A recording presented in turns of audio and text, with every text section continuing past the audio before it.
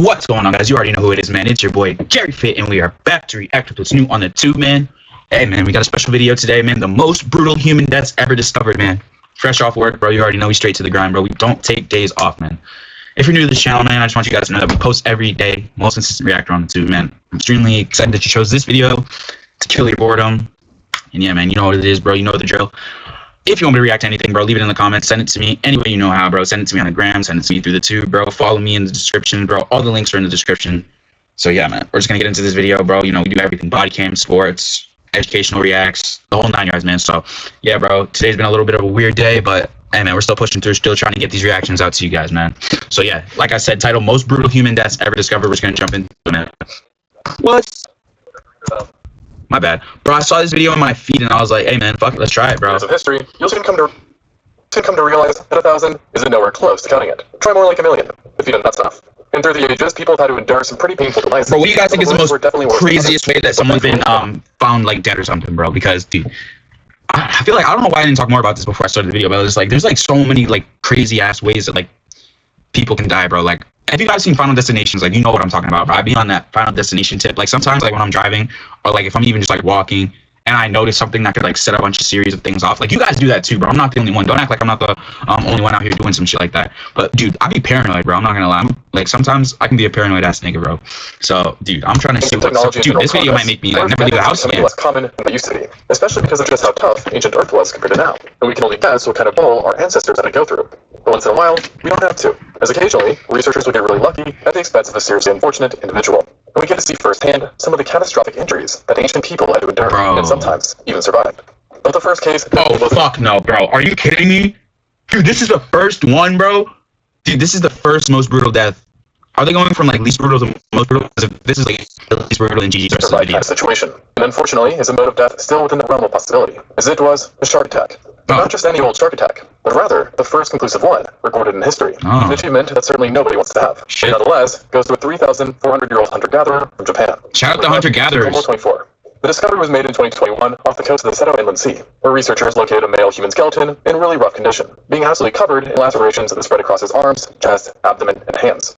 Originally, researchers were quite horrified and confused, as they were so deep that they marked bone, and metal was seen in wounds caused by metal weapons, not animals or non-metal tools like a stone knife. What's more is that they weren't just looking at a few cuts, and not even a dozen or two, but instead over 500. Holy 790 crap, to be precise. 790? More weird is that the man belonged to the German culture, in which metalwork was absent, meaning it wasn't some deranged serial killer that caused this with a metal weapon. Therefore, yo, dude, just to think about it, dude, do you think there were fucking serial killers like back then like that?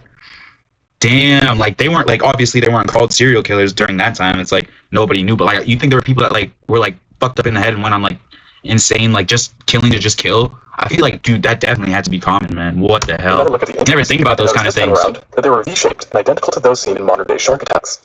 This, in conjunction to his location, which was on archipelago, led to the conclusion that a large tiger shark or great white had killed him, and it really did a number on him during the attack, administering multiple injuries. But then how did he get to land? Right, including the fracture. Hold up, let me turn on the closed captioning for you guys, because I be yapping sometimes when they talk. How did that body get to land, though, if it was a shark attack? Did the shark not eat him? I feel like that's highly unlikely, though, because if a shark killed you already, like, the point is to get to your blood, right? I'm not an expert at all at sea animals or sea creatures, but I thought, like, sharks smell fear and they smell blood, and that's, like, what their main goal was, like, going for. Do they just kill for pleasure? They don't eat you after they kill you? Every rib, the evisceration of his chest cavity and abdomen, and to top it all off, multiple dismemberments, which included both his feet and left hand. These missing extremities also helped to tell researchers that the poor bloke was alive in the initial attack, since he likely used his hands and feet to defend himself, during which they were then bit off. This kind of rid of the possibility of the whole thing being a scavenging event as opposed to an attack. It led to a new question of why the shark had attacked him in the first place, as it was his left leg that bore the most deep bites, heavily implying an unprovoked ambush attack. And the answer was hidden in his bizarre final resting place.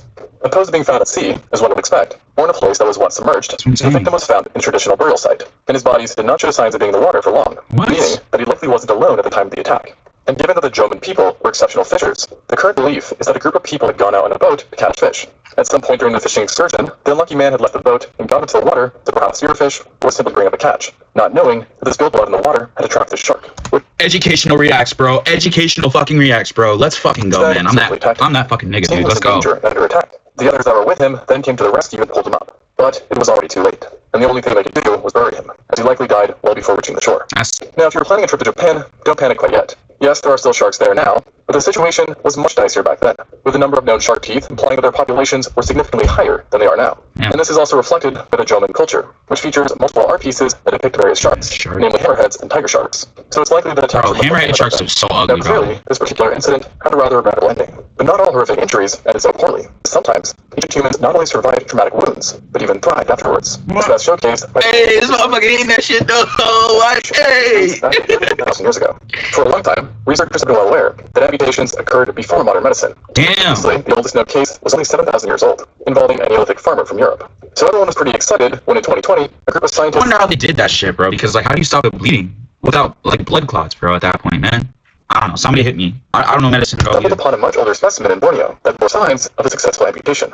The individual in question was found in the Liang Kibo cave, and notably was missing his left leg and foot. At first, there was an idea that it was lost in some traumatic accident, which then possibly killed the individual. Yet researchers noticed that not only was the wound extremely clean, but it was also healed and seemed purposeful, and the rest of the leg was partially withered and child's-sized, while the specimen overall was clearly a young adult, making an amputation as a child the likely scenario. Now, because this took place over 30,000 years ago, painkillers were probably absent, and the amputation would have occurred with a sharpened stone tool. And yet somehow, the ancient surgeon not only managed to finesse their way around veins, arteries, nerves, and tissue, but kept the area completely free of infection. A feat impressive by modern standards. Some studies report an infection rate of up to 40% after major amputation. How were they doing this back then? The individual went on to survive to adulthood, only dying in their 20s from something unrelated and currently unknown. But now, this all begs the question, why do they need an amputation in the first place? A possible idea is that it's something to do with the area that they lived, as the terrain surrounding the cave is extremely rugged, elevated, and littered with large rocks and cliffs. Therefore, this person could have taken a particularly nasty fall, or got hit by a rock, and mangled their leg to the point that I'm trying to fucking think about how bad that would hurt, man. Nearly a decade after the incident, it would not have been easy, as they still needed to navigate a mountainous area with just one leg. And how do they get through like all that nature? No medicine. I mean, I'm sure they had like bandages, but like with no infections and shit, dude. Like this shit is literally mind blowing to me, man. This is some cool shit. And therefore, they must have relied quite a bit on others for care, demonstrating one of their earlier cases. Dude, and what's cool is that, sorry, this was the last time that I'm gonna pause, I'm sorry, but I took a class this year called Cooperation and Conflict for like my second natures, bro. And they literally talked about like societies like these having to rely on one another to get by, and how like we wouldn't be able to survive like on our own, how we need each other to survive. So it's kind of crazy, like seeing it outside of the classroom for something else, like for something that I actually give a shit about, like YouTube, obviously. Like in class when I'm listening to this shit, I don't give a shit. But like here, it's like, wow, this is actually pretty fucking cool. I wonder why that is, man. What is the psychology behind that? Should I start a thesis paper, man? Educational react, man. Let me know. We also know that humans in the past, and present for that matter, can be quite cruel. And you know this all too well if you saw my recent video about the Neolithic bottleneck. That was a period of unusually cruel violence. Oh, the bottleneck, dude. And I know this too, bro. Let me know if you guys want me to do a video on this, bro. That name just literally just clicked in my head. I don't know if you guys saw the gears turning. But the bottleneck, if I'm correct, is like, I think there was like 3,000 people left on the earth. I forget what happened to cause it, but there was like literally like 3,000 people left on the earth. We were so close to being extinct. And then, yeah, man, I think that's what they called it. Downright horrifying, to say the least. And one of the worst cases of it was seen in the girls of St. Paul Troy, Chateau, France. This grisly discovery involved 3 women who were found buried together back in the 80s. But dated in the 80s? 5,500 years ago. And only recently did scientists unveil that a cruel sacrificial ritual... Nah, bro. Are you kidding me? Nah. Bro, we're really getting into fucking rituals and sacrifices already? Are you kidding me? What century is it? 5,000 years ago? What time is this during? 3 victims were found. Bro. 2 of them were buried in very contorted positions and stuffed into very tight spaces, while being completely covered by heavy grindstones, likely meant to keep them down and from moving, signifying that these 2 had been buried alive against their will. Bro, I stood up for thinking there was a fucking ritual, and here, like, dude, I can't even fucking process the fact that what they just said, dude. What? Burying people alive with boulders on their back so that they can't move, bro, and just suffer, bro. That has to be like one of the worst ways to go out. Bro, imagine slowly dying like that, bro. You know you can't move, but you're still trying your hardest to try to like make something happen, bro. They probably exhausted themselves to death. Yeah, you guys got it, man. The position of their arms and legs suggested that while decayed now, a rope had at some point not only bound them, but tied their legs to their necks, causing them to involuntarily strangle themselves. Coincidentally, mirroring a torturous killing tactic sometimes used by the Italian mafia, named incapitamento. However, while mafias do it today for revenge against traitors, these Neolithic murders were some sort of agricultural sacrifice, as they were buried in a structure that mimicked a silo grain, and the third woman was buried on top of them, unbound, and above the stones, presumably for symbolic purposes. The location was also quite peculiar, as it was built in a way that during the solstice, the sun would shine directly onto the silo. So in other words, whoever was behind this was quite twisted and unarguably well organized. I'm sorry, now, wait, the what? way that during the solstice, the sun would shine, the location was also the stones, presumably for symbolic purposes. The location was also quite peculiar, as it was built in a way that during the solstice, the sun would shine directly onto the silo. So in other words, whoever was behind this... I don't even get it. What does that mean? ...unarguably well organized. Now, a less organized, but more strange and rare killing took place not so long before this. However, this incident occurred on the other side of the world, and involved the only known prehistoric sapien to be found in a tar pit, the La Brea Woman. In case you didn't know, Los Angeles is home to the La Brea tar pits, which is actually an active paleontology site that has served as a predator trap for tens of thousands of years, as animals who got stuck in the sticky tar would in turn attract many unknowingly doomed carnivores. And it is believed to be up to 50,000 years old. And through the years, paleontologists have recovered thousands of iconic Ice Age specimens, Dude, that's like kinda direwolves, ground sloths, saber-toothed cats, American lions, mammoths, mastodons, and then primates. Or rather, a primate. To be specific, a lone woman. Believed to have been between 18 to 30 years old at death, the La Brea Woman is a well-preserved skeleton that consists of cranium, mandible, and postcranial material. In life, she likely stood around 4 feet 10 inches, or 1.5 meters tall, and lived some 10,000 years ago, where based on her dentistry, she sustained herself on a diet heavy in stone-ground meal, that apparently led to tooth issues, and could have caused quite a bit of pain in life. But putting all that to the side, the biggest issue obviously had to do with her being buried in the tar pit. You see, this was quite odd, as Paleo Indians were definitely well aware that such a pit was dangerous and best to be avoided, which led researchers to suspect that she had a rather nefarious helping hand in ending up there. And upon further examination, they did indeed find that her jaw had actually been broken, while her skull had been fractured and possessed a small hole in it, indicative of a powerful strike. And not one that came from an animal, but rather from a quote-unquote fellow human, which if accurate, would make her LA's oldest known murder victim, given the age of the skeleton. And though highly debated, that's kind of crazy to think about. But given the location, that she belonged to the Chumash people. Yet why she was attacked is not known, nor if the attack came from her own group over personal discourse, or if it originated from a hostile party that was looking for resources, and potentially viewed her as a threat. Additionally, even though her wounds were almost 100% guaranteed to be fatal, given the level of medicine at the time, it's not clear if she had died first and then was dumped in the tar pit, or if she was thrown in there while wounded, but actually died from sinking under and suffocating in the tar. Now obviously, neither are good ways to go. And honestly, I'm not sure if I'd rather get bonked or drown. Unfortunately, though, we know that definitely happened with another specimen, who is now known as the first modern human that we know of to have drowned. Damn. Ironically, he did so in one of the driest places on Earth, the Atacama Desert. This harsh and unforgiving region is found in Chile, and is perhaps the oldest desert on the planet, meaning that at any rate, this Neolithic man who dated to 5,500 years ago still lived in the area when it was absolutely bone dry. Yet his body was found in a round stone structure on top of seashells, which does kind of make sense because he lived on the coast, meaning that water was accessible. Originally, scientists weren't sure what happened to him. What is that on his neck? 35 to 45 You guys see that? Which does kind of make sense because he lived on the coast, meaning that water was accessible. Originally, bro, what the hell is this? That's supposed to be his neck? Like, what is that? Scientists weren't sure what happened to him, as he wasn't super old, being about 35 to 45 years old at the time of his death, and he didn't have any clear fatal injury or disease either. However, because he lived close to the sea and was buried with lots of shells, there was a thought that he drowned, but how does one figure out if a 5,000-year-old plus man drowned or didn't, with just bones? And surprisingly, you take a look at those bones and look for diatoms, which is basically any member of a large group comprising of several genera of algae. And alas, diatoms were indeed found in his skeleton, implying that he drowned. And let's just say, that's a very unpleasant sign, because the only way that diatoms can end up in one's bones is that you inhale water such that when it reaches the lungs, your pulmonary alveoli rupture, where then salt water rushes into your bloodstream before making it into your bone marrow, and hence the presence of these algae.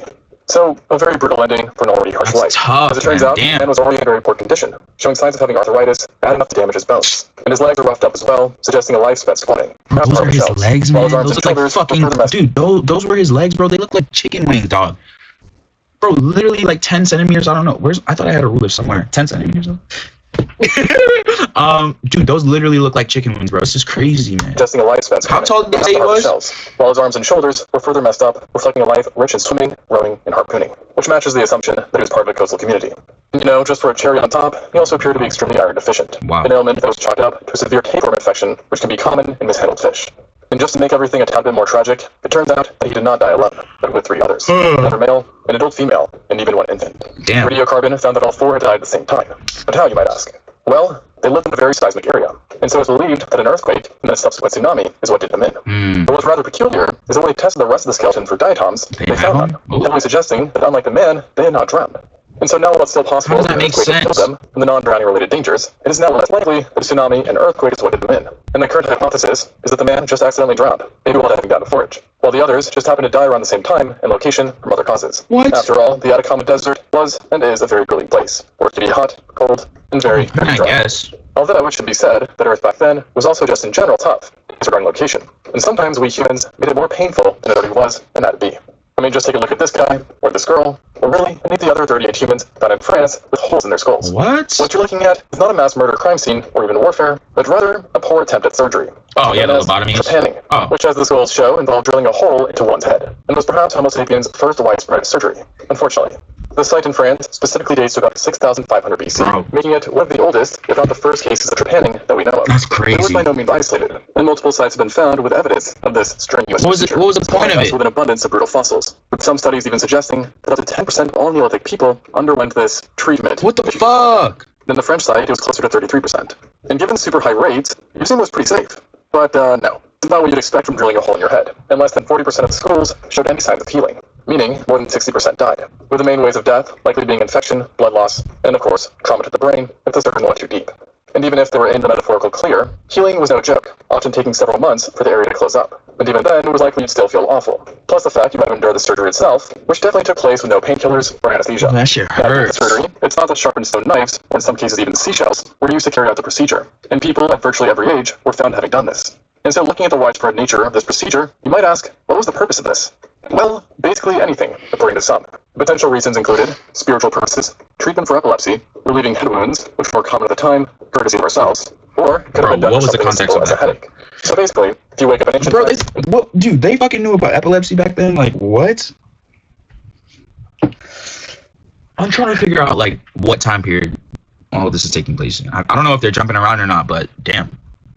you Cavemen had it like that, bro? best to keep that to yourself. And perhaps surprisingly, or maybe unsurprisingly, this surgery remained popular for quite some time, and actually still carried out today, just with a bit more precision and only done in select cases. Wait, Not to what? mention, we now have much better management for the procedure and pain. And speaking of pain, it's something we seem to have left behind too. Of course, it's still a thing, but I more mean that life used to be so much more harsh and agonizing due to lesser technology. I mean, just ask the girl up there more, affectionately known as Mura by some. She is an Iron Age specimen that is also a bog body. In other words, a human that was found and sometimes naturally mummified within a peat bog. And just in case you're wondering what that is, it is a wetland that has accumulated peat, surprise, and other decayed organic material. Now, Mura was originally located in the year 2000, and her founders actually thought that she had been a girl that went missing after visiting a club many decades before. But after doing some testing, they realized that she was in reality a 1,000-plus-year-old skeleton who had lived in Iron Age Germany, and despite only being around 17 to 19, had endured more pain than most in their lifetime. That's some Just crazy about shit. every bit of her body had some sort of damage to it. And even looking at it as a whole, researchers concluded that she must have led a life of intense physical labor, probably consisting of carrying heavy loads like water jugs as she routinely navigated through the marshlands. Then, her head had not one, but two severe fractures that had healed over, demonstrating brain injuries that might have come from attacks by hostile people, or even people in their own community, with her shape reflecting blunt impacts. And we do know that head trauma and violence were a bit more common during the Iron Age, but at any rate, she definitely survived that specific ordeal. Yet she likely suffered from frequent headaches, and potentially other neurological symptoms. Damn. And it really seems like she couldn't catch a break, because she also appeared to have a benign tumor at the base of her skull, that likely damn. compounded on her already existing headaches, while also causing a curvature in her spine, Damn. back pain, and chronically inflamed legs. Bro, damn. To alter her bones. And while her own body seemed to be against her, so did the environment, as there were further signs that during harsh winters, she endured frequent periods of sickness, and in her childhood, had chronic malnutrition, reflected by the unusual morphology of her bones. Bro, she had it So in other words, bad. Damn. it would have been a challenge for her, even if she didn't have to do anything, let alone survive during the Iron Age. And she clearly did not last long, because even 19 was considered below the life expectancy, which at that point hovered at around 26 years old. Now, we don't know what killed her, but it's believed that thankfully, murder was off the table, considering that there are no clear signs. And right now, it's tentatively believed that she died in a freak accident.